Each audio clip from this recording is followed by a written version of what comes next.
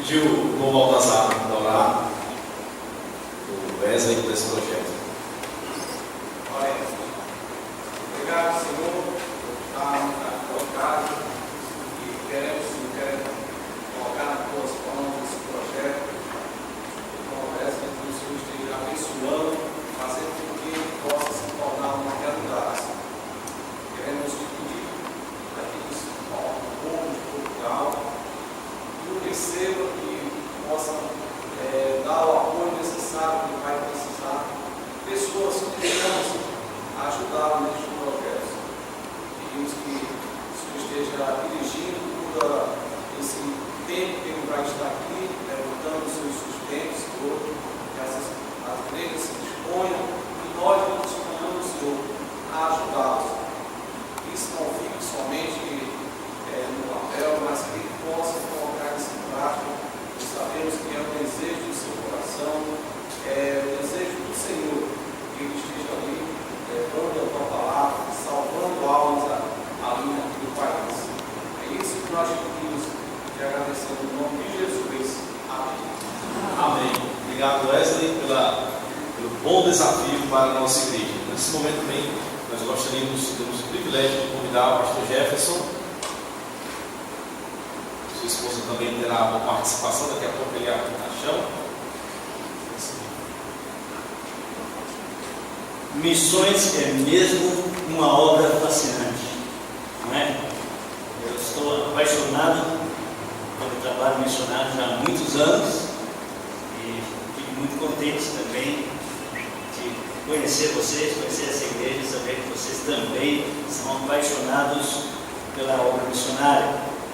Essa igreja foi fruto da obra missionária. Os americanos que deixaram o seu país e vieram para cá numa época bem crítica aqui no Brasil.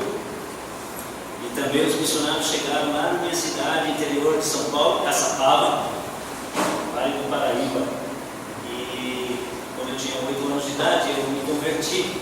E através de missionários americanos, com 10 anos de idade, eu entendi que eu tinha que me dispor para ser um pregador da palavra de Deus. Eu disse: eis-me aqui, Senhor. Eu lembro como se fosse hoje, aquela consagração. Eu creio que foi ali que Deus me chamou para a obra missionária. E aí passaram-se alguns anos, e quando eu me formei no seminário em 87, em Curitiba, eu já queria sair como missionário. Mas Deus tinha outros planos para mim. E eu fui aprendendo ao longo dos anos, né? Às vezes, nós temos alguns planos, Deus tem os dele. E depois, Ele ainda nos dá aquela satisfação e alegria, quando nós temos aquele desejo de servir ao Senhor, de que tudo que nós fizemos, ainda que não era exatamente a vontade de Deus naquele momento, serviria para nosso preparo, nosso treinamento. E foi isso que aconteceu. Por 15 anos eu estava pastoreando igrejas, e só então daí Deus colocou a Índia no meu coração. O apóstolo Paulo uma vez tinha um desejo para ir para a Ásia, mas o Senhor fechou o caminho. Ele quis ir para a Betínia, mas o Senhor o impediu. Então ele deu uma visão para ele de um jovem lá na Macedônia, já Europa, dizendo: passa na Macedônia e ajuda-nos. Lucas, que escreve o livro de Atos, ele narra dizendo que assim que Paulo teve a visão, concluímos que Deus nos havia chamado para ir para a Macedônia.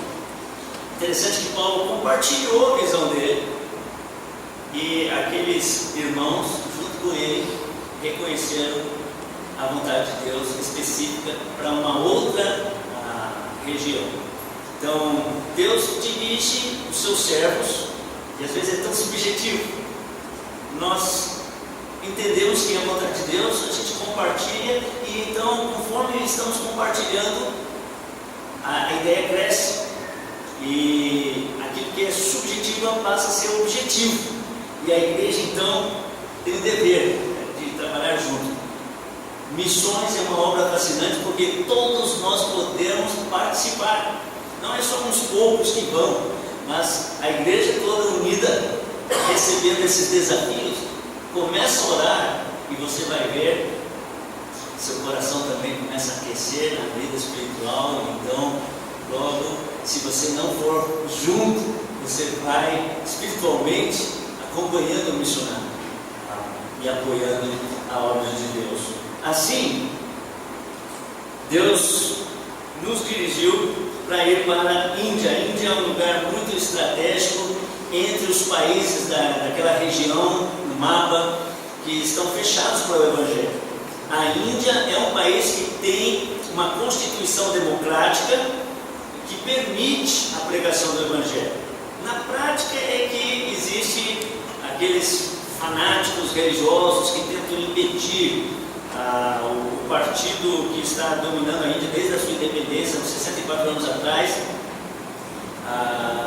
Eles são mais seculares, mas o partido de oposição, se tiver a chance, eles querem pôr o hinduísmo, essa é o que algumas pessoas pensam, como a religião oficial da Índia. E é provável que eles vão fechar as portas. Eles não permitem a entrada de estrangeiros como missionários. Por isso, os missionários que estão na Índia, eles arrumam alguma alternativa. Precisam arrumar alguma alternativa para não ser fora da lei. Mas estando na Índia, a Constituição não proíbe você pregar e ensinar, desde que você não é o pastor principal fundando a igreja. Então, a nossa posição lá é trabalhar com os missionários nacionais. Então nós damos o apoio para eles e eles são os responsáveis diante do governo. E lá, ali na Índia, Siliguri é também um lugar muito estratégico, no nordeste da Índia, onde somos vizinhos ali desses países como Nepal, Butão, Myanmar, Bangladesh. Bangladesh, por exemplo, é o lugar mais densamente populoso do mundo.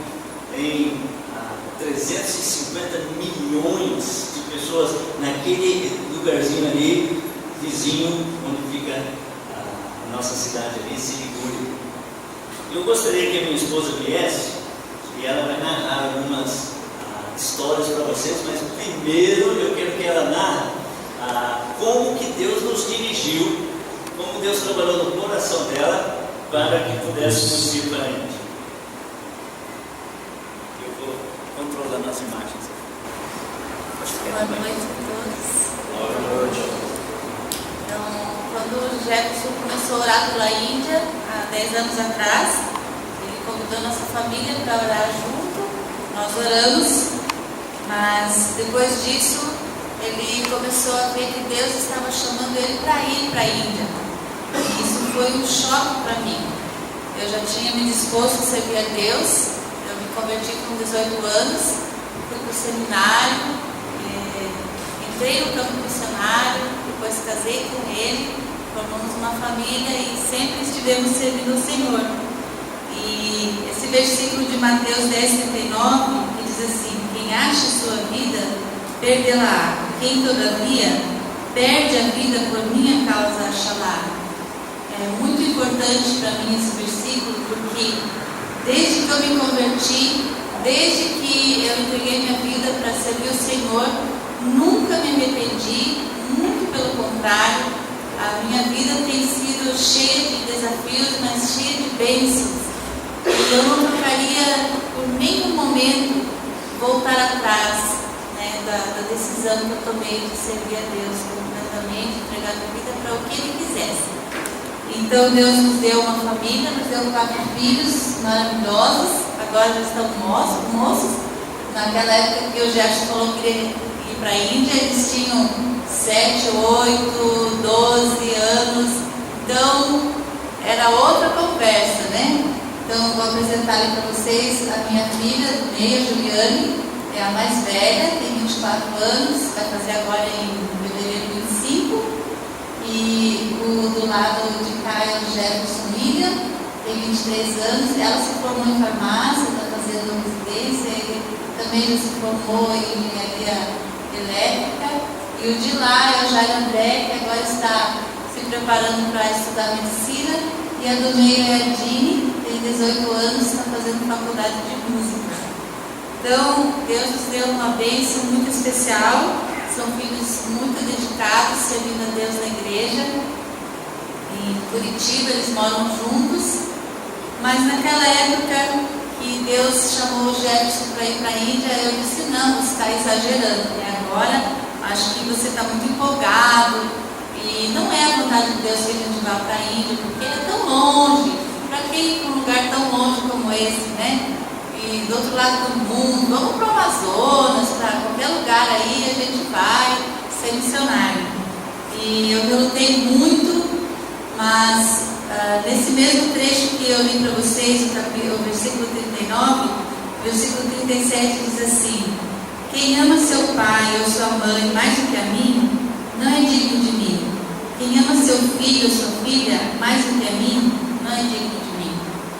Então, eu tive que reconhecer o motivo porque eu não queria ir para a Índia.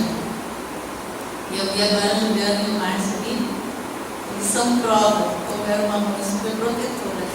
Então, jamais podia passar pela minha cabeça de levar meus filhos para a Índia ou deixá-los no Brasil e ir para a Índia. Então, eu disse não para Deus e comecei a orar realmente para Deus tirar esse desejo do coração dele. Mas Deus, Ele é muito amoroso e Ele mudou o meu coração. E colocou esse versículo e eu tive que reconhecer então que eu estava amando mais os meus filhos do que ao Senhor Jesus Cristo. E eu temi, porque o que poderia o Senhor fazer para tirar o impedimento que eu estava colocando para servir o Senhor, não é? Então eu confessei a Deus esse pecado e entreguei realmente meus filhos na mão de Deus. Não como aquela entrega que a gente faz, às vezes só formal, quando o neném nasce, consagramos, entregamos nossos filhos ao Senhor, né? Era real, de entregar mesmo, de ficar longe, de não poder ficar perto. E foi isso que aconteceu. Eu entreguei e eu pude ver que Deus é fiel e Ele nunca deixa de cumprir as suas promessas. E Deus tem cuidado dos nossos filhos de uma maneira maravilhosa, através da nossa igreja em Curitiba, dos irmãos que cuidam deles, das mães, tias, né? Que convidam eles para almoçar junto, se precisar ir no médico, eles vão junto. Então, tudo isso Deus tem provado o amor e o cuidado de Deus. Então, nós fomos para a Índia e chegando lá, a primeira vez a gente foi só para conhecer, em 2009, e depois, em 2011, nós fomos para morar. Quando nós chegamos lá em Siliguri, nós tínhamos 3 famílias de indianos, missionários indianos, que estavam já há uns 2 anos ali, e os filhos estavam frequentando outras igrejas que não eram tão fundamentadas na palavra de Deus. Então nós chegamos lá e eu disse: vamos começar a nossa escola dominical, nem que seja numa sala.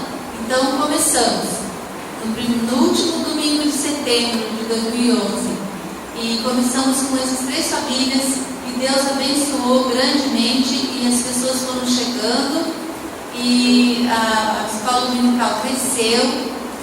Nós começamos a reunião de jovens em nossa casa, eram 6 jovens apenas, e eles também cresceu e se desenvolveu um número. Agora nós temos mais de 30 jovens, e como o Jefferson falou no início, nós trabalhamos na retaguarda. O Jefferson não é o pastor da igreja, nós estamos ali para ajudar. Então eles estão fundando essa igreja, nós estamos ajudando. Eles alugaram uma sala, um edifício depois. E nós demos continuidade ensinando na escola dominical, treinando o professor da escola dominical e fazendo material também para eles usarem. Então esses pastores que eu falei, esses missionários, eles são formados, especialmente o pastor, que é o pastorato, ele é formado no seminário da Índia. Talvez você se pergunte, mas tem igreja na Índia já? Tem muitas igrejas na Índia, tem muitos seminários, tem seminários na Índia com 300 alunos. Mas mulheres, qual é a situação da Índia?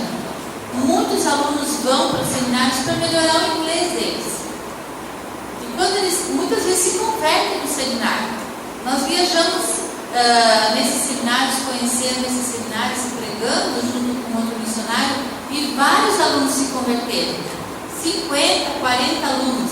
Visitamos muitas igrejas no Nordeste da Índia e os diáconos se converteram. Pessoas, filhos do pastor, se converteram. Então, o que está acontecendo? Muitos cristãos nominais. E muitos desses alunos, eles se formam no seminário e vão trabalhar no call center, vão conseguir um emprego melhor para se sustentar. Não vão para o campo missionário.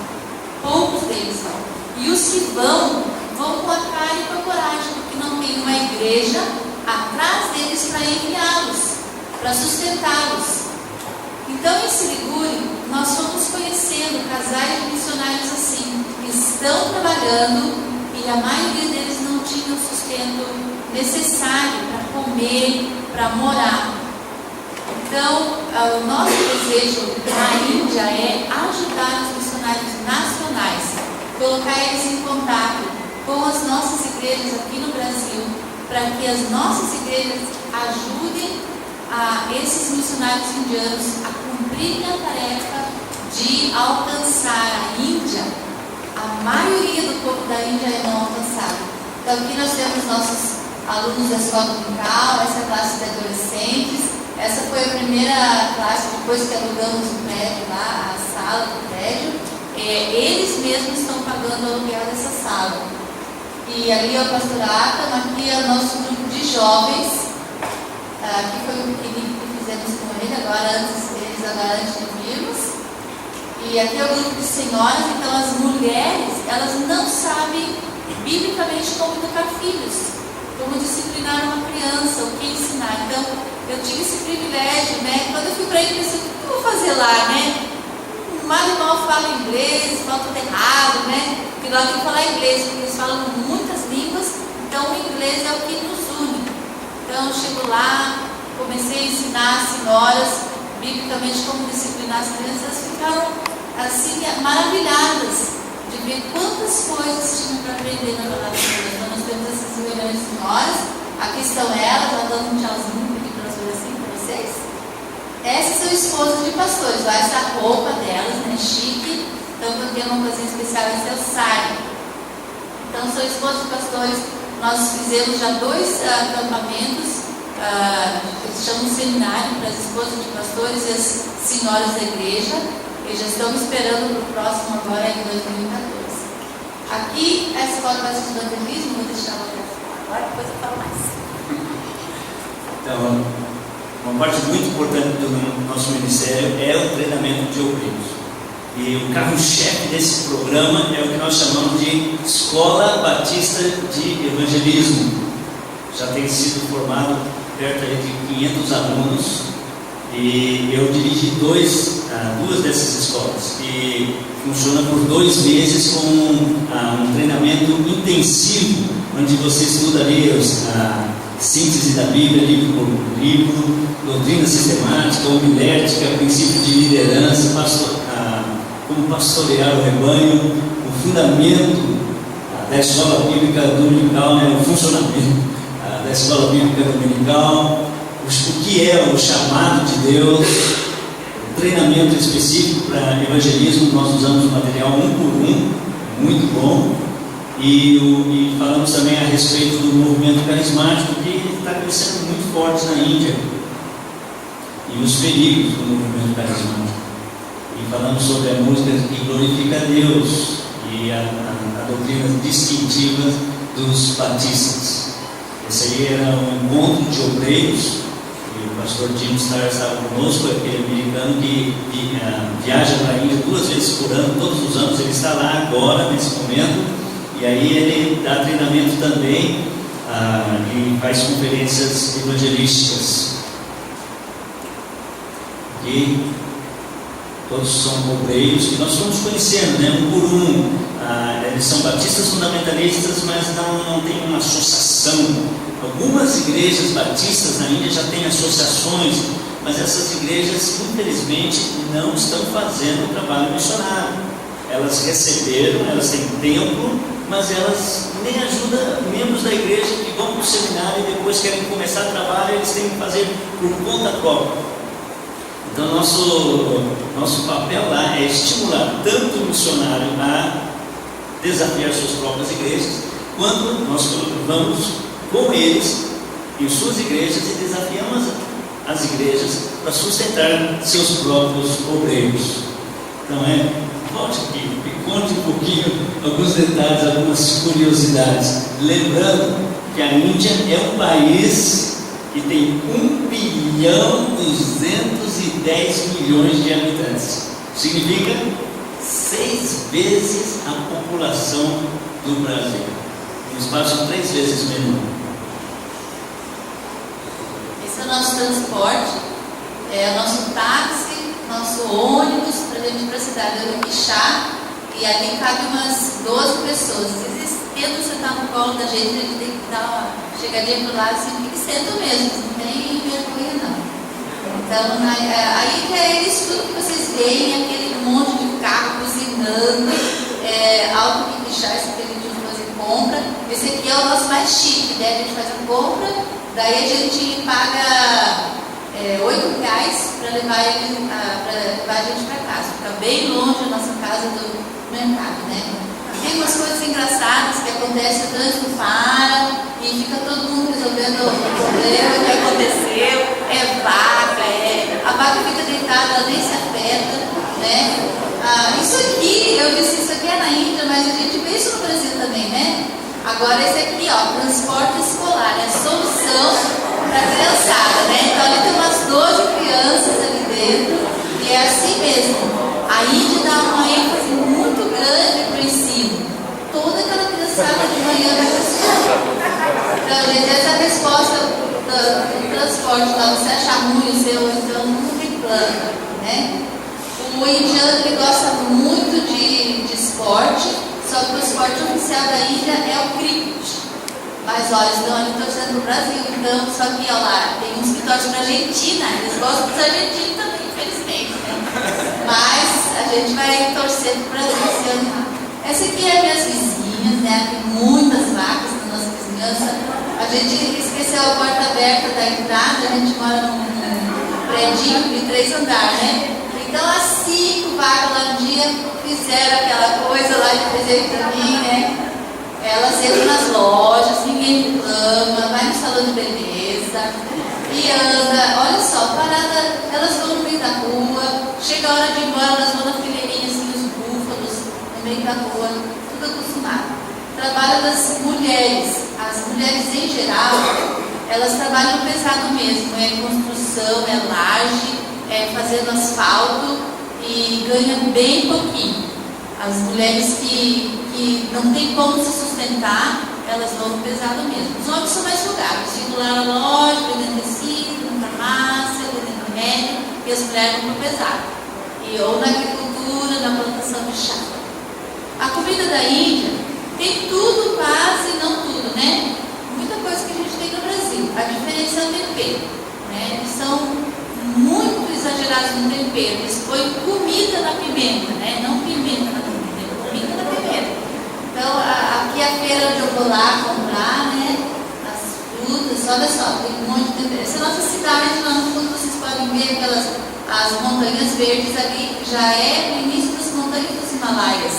Límpido, você pode ver as montanhas dos picos nevados, ali de cima também.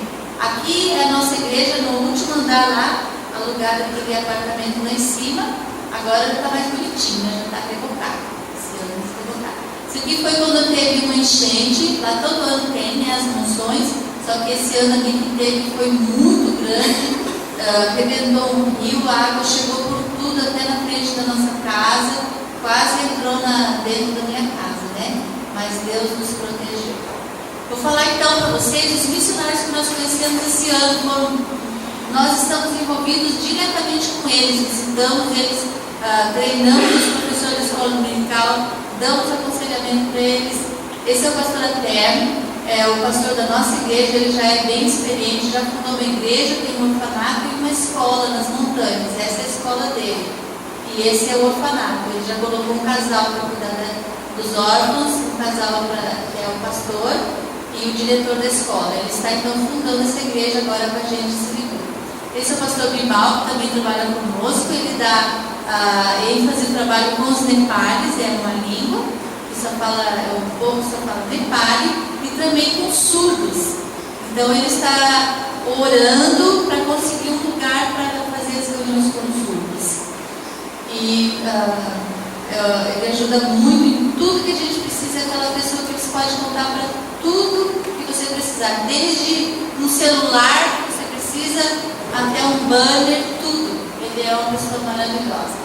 Esse é o pastor Amiá, ele se casou agora no início do ano, um jovem que foi expulso de casa porque se converteu, foi para o seminário, estudou as suas próprias custas, 7 anos sem ninguém ajudando, se formou e veio trabalhar.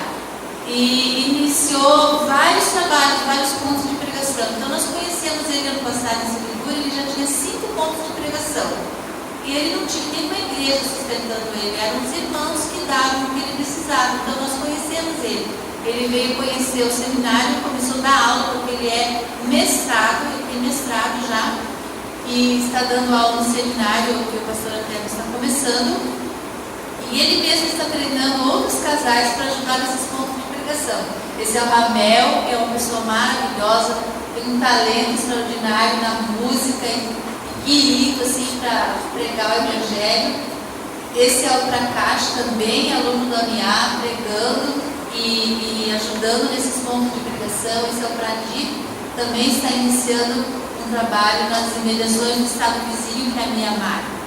Myanmar não. Agora esqueci o nome do estado vizinho nosso. Mas ele cuida então dessas congregações, 20, 30 pessoas em cada um, e ele não tinha sustento. Então, esse é o pastor Calinão, mora nas montanhas, bem frio, também estava bem desencorajado, também é formado com mestrado e estava lá, plantando igreja com família, sofrendo muito. E ele disse: a minha igreja não pode me sustentar. Então, nós combinamos um dia de visitar a igreja dele, fica no outro lado, né, no outro estado. Fomos lá, levamos um dos nossos missionários junto, que é o Cabo Olúmpia, que trabalha com acampamento, fizemos acampamento. Esse é o pastor da igreja dele.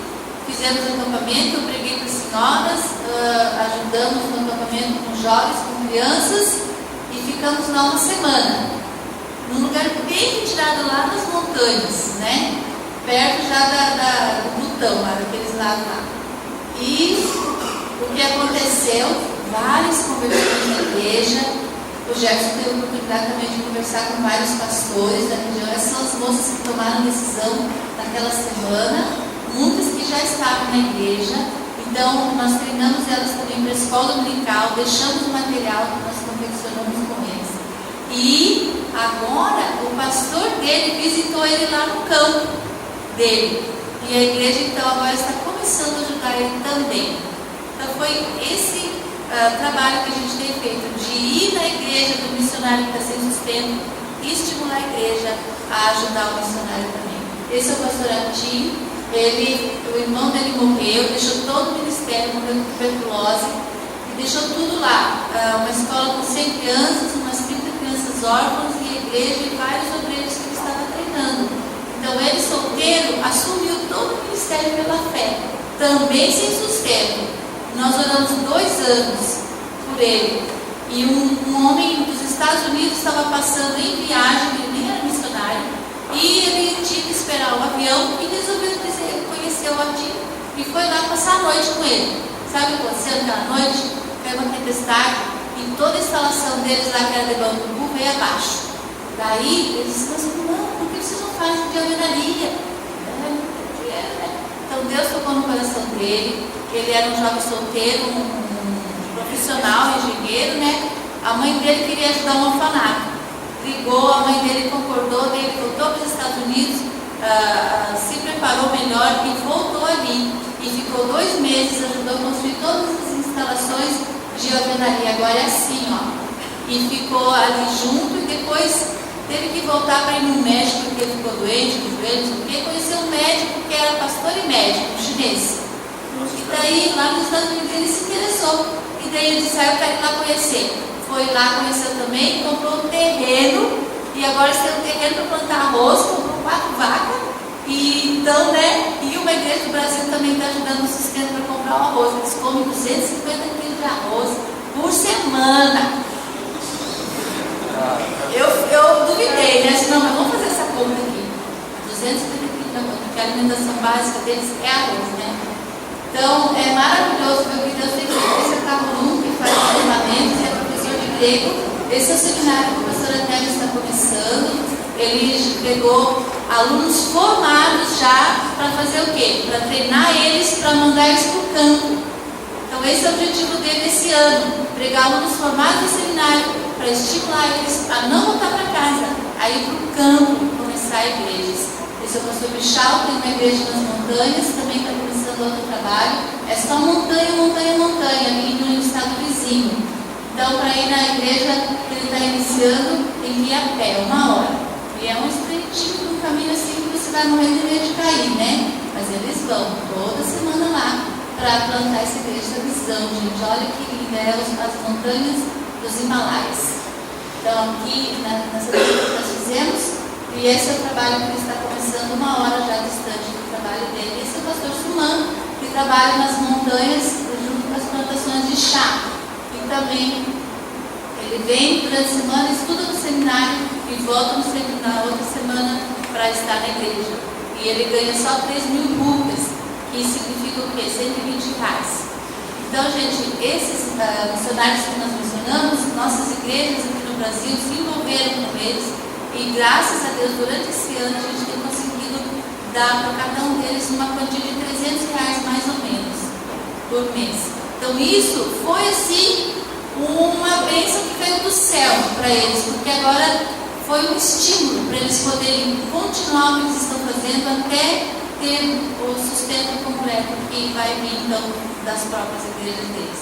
Então esse nosso próximo ano é conseguir alcançar mais missionários como esses, né? Esse é o nosso objetivo que está lá, entrar em contato com mais missionários para eles irem nos campos.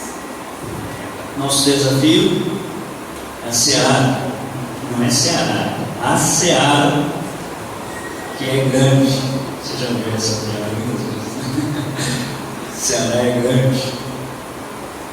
Quão grande é a seara? Vocês alguns já ouviram, mas uma comparação é como comer um elefante. Você sabe comer um elefante? Se essa fosse a tarefa para você, isso é impossível, não é? Como é que se come um elefante? Uma mordida de cada vez, porque você não consegue comer nada dando 2 mordidas. Você tem que ser uma mordida de cada vez. Talvez tenha que dar muitas mordidas e rápido, né? Mas ainda é uma tarefa enorme. Então, uma segunda maneira de comer o elefante é convidando outras pessoas para ajudar.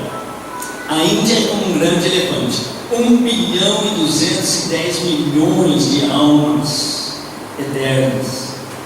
A maioria, sem nunca ter ouvido falar de Jesus. Disse Jesus aos seus discípulos: a seara realmente é grande, mas poucos são os ceifeiros. Rogai, pois, ao Senhor da seara que mande ceifeiros para a sua seara.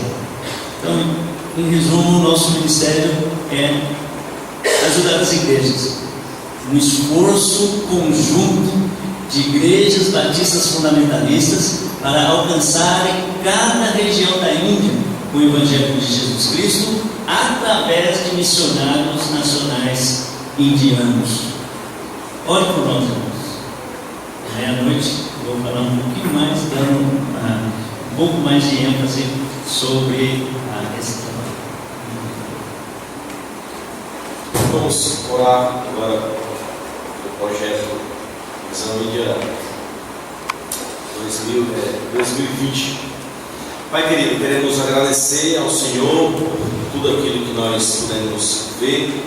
Queremos louvar ao Senhor também pela vida do pastor Jefferson e sua esposa, Ana Epe. Ajuda-nos, Deus, a levar a Tua palavra para que o Teu nome seja glorificado, Deus, ali naquele país.